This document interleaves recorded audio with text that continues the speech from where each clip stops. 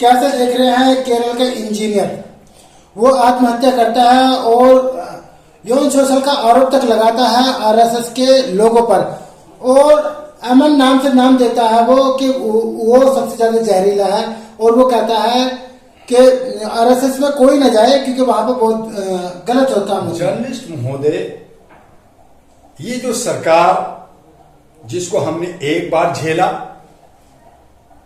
दूसरी बार झेला और तीसरी बार हम झेलने की स्थिति में नहीं।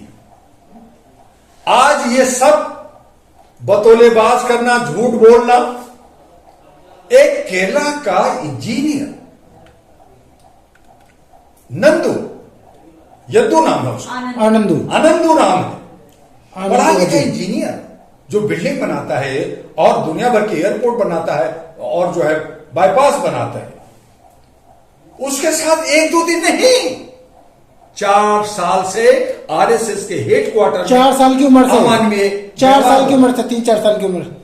तो आप सोच सकते हैं, हम तो 4 साल कर रहे हैं, आप तो 4 साल की उम्र से कर रहे हैं, तो आप सोचिए कि करा अब जब सर से पानी ऊपर गया, जब बर्दाश्त नहीं हुआ, जैसे आसाराम ने लोगों लड़कियों के साथ किया, जब लड़कियों को बर्दाश्त नहीं हुआ तो केस किया, राम रहीम पे बर्दाश्त नहीं हुआ तो केस हुआ, आज और नंद स्वामी पे 114 पे नहीं हुआ, तो ये सब बलात्कारी लोग, ये बेविचारी लोग, ये सत्ता में आकर करके ये सारा खेल कर रहे हैं। ये सब कहते हैं कि नेहरू ने, अरे नेहरू के वक्त में ऐसा कोई बलात्कारी नहीं था जो आज सबके साथ हो रहा है। आज सब लोग अंधभक्त है और जो भीड़ की तरह भागे हुए हैं, जो गुलाम है, जो मानसिक गुलाम है, वही इनको साथ दे रहे हैं, क्योंकि ये इन्होंने एक पर्चा बना दिया है, मैं तुम्हें हिंदू राष्ट्र दे रहा हूं। अरे हिंदू का मतलब नहीं समझ रहे, हिंदू किसको कह रहे हैं, खुद को हिंदू नहीं कह रहे और गाली दे रहे हैं। पहले क्षुद्र कहा, अब हिंदू का फर्क क्या पड़ा? क्षुद्र के मतलब छोटा और हिंदू के मतलब भूला। तो आप हम क्या पूछते हैं? आप मुझे ब्राह्मण बना दो ना, आप मुझे राजपूत कहो ना, आप मुझे कहो ना कि मैं भी समाजवादी हूं, आपको भी हक मिलेगा, आपको भी मंदिर जाना होगा, आप भी मस्जिद में जाओ, आप भी ये सब कुछ कर सकते हो, देख के दिखाएं। लेकिन नहीं, आज नफरत है, आज जूता फेंका जा रहा है चीफ जस्टिस ऑफ इंडिया के ऊपर, क्योंकि वो दलित है, और ये समाज पे जूता फेंका जा रहा है। आज जो है सनातन की बात हो रही है, आज जो है आरएसएस के अपने हेडक्वार्टर में लड़कियां तो छोड़िए, ये सारे रंडुआ जो शादी नहीं किया है, ये सब लड़कियां तो छोड़िए, लड़कियों के साथ तो किया ही, उसका अपमान किया ही, अब तो मर्दों को भी नहीं छोड़ रहे, अब तो लड़कों की नहीं भी छोड़ रहे। तो आपका आदर्श कहां गया? आपका आचरण कहां गया? आपका धर्म कहां गया? आपने कलंकित किया है लोकतंत्र को, आपने कलंकित किया है भारत को, आपने कलंकित किया है समाज को, और कहते हैं कि मैं सबका साथ सबका विकास और सही उद्देश्य लेकर के आदर्श बनाऊंगा, समाज में शांति और सद्भावना होगा। विश्व गुरु ऐसे बनता है भारत, विश्व गुरु ऐसे बनता है सोने की चिड़िया। आपने काली करके और ऐसे लोगों को, ऐसे आपको माफी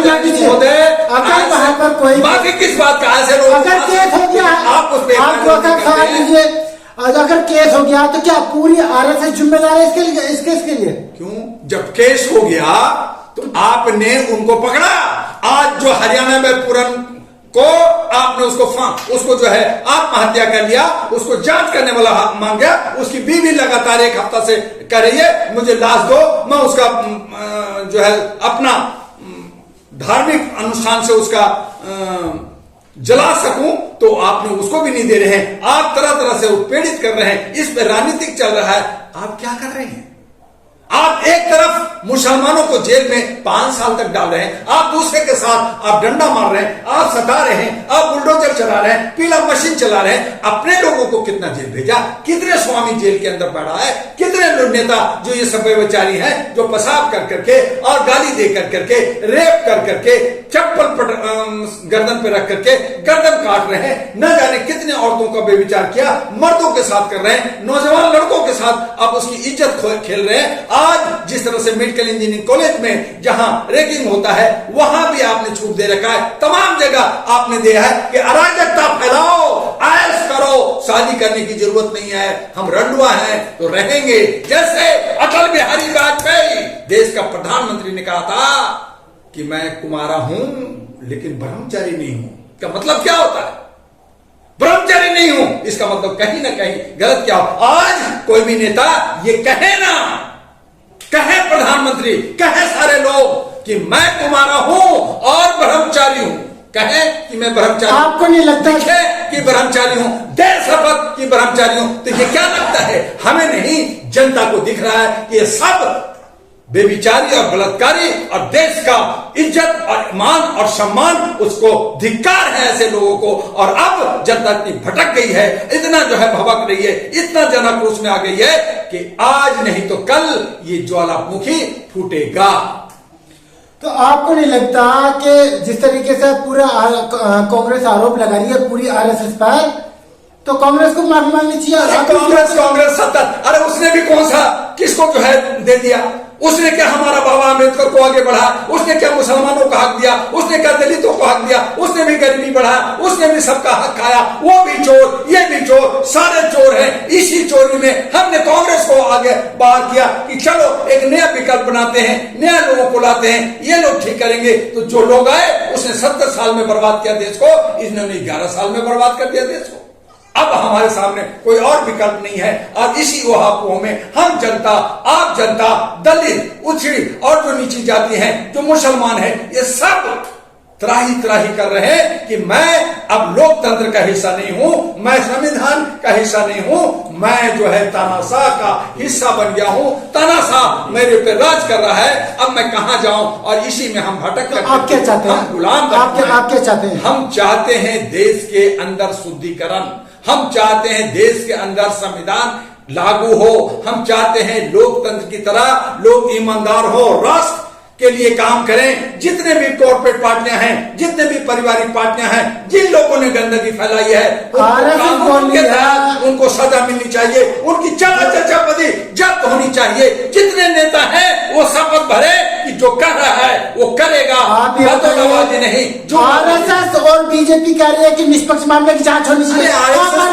आरएसएस एक एनजीओ, जिसको देश के प्रधानमंत्री लाल किला में कहा एनजीओ है, अगर एनजीओ है तो रजिस्ट्रेशन दिखाए, बताए कि रजिस्ट्रेशन है। वही जो सरदार पटेल ने उस पर बैन लगा दिया था, आज आरएसएस को आपने गॉडफादर बना दिया है, हाई फाई बना दिया है, आगे बढ़ा दिया है। हम आपने रोज सुबह शाम आरएसएस आरएसएस, अरे आरएसएस एक छोटी सी संस्था है, संस्था की तरह उसको काम समाज के लिए, समाज सुधार के लिए काम करना चाहिए। आपने उसको राजनीति में खींच करके, आपने उसको गॉडफादर बना करके, हम और आप इसके जिम्मेदार हैं। आरएसएस का नाम लेना बंद कीजिए। जो हमारा बीजेपी सरकार है उसको सजा देना चाहिए। जो हमारे जनप्रतिनिधि, जो हमारा नेता चुन कर करके गलत रास्ता पे ले जा रहा है, उनको पटक के मारना चाहिए, उनको इस्तीफा देना चाहिए। तब हमारा देश सुधार आएगा, तब हमारा एक नया विकल्प बनेगा। और उसके लिए 65 करोड़ युवा युवती भारत के अंदर है, वो भी जिम्मेदार है जो आवाज नहीं दे रहे।